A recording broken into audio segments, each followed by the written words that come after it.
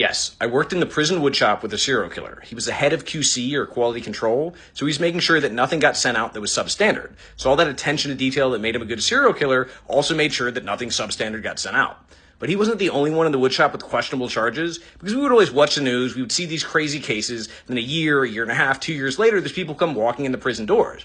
There was a guy who walked in who was in there for killing somebody with a chainsaw. So what did they do? They gave him a job in the woodshop. And in fact, they gave him a job in Roughwood with the giant chop saws and all the giant potential weapons you could use to cut somebody up into little pieces. But yeah, that makes sense. And as an example, I applied to be a tutor when I first got there. And they were like, no, we're sorry, you have violent charges. You can't work in the school. So I'm too dangerous to work in the school, but it's okay for me to work in the woodshop, again, surrounded by all these mechanical weapons of death with a serial killer and a guy who disemboweled people or cut them up with chainsaws. Like, explain that to me, prison logic people.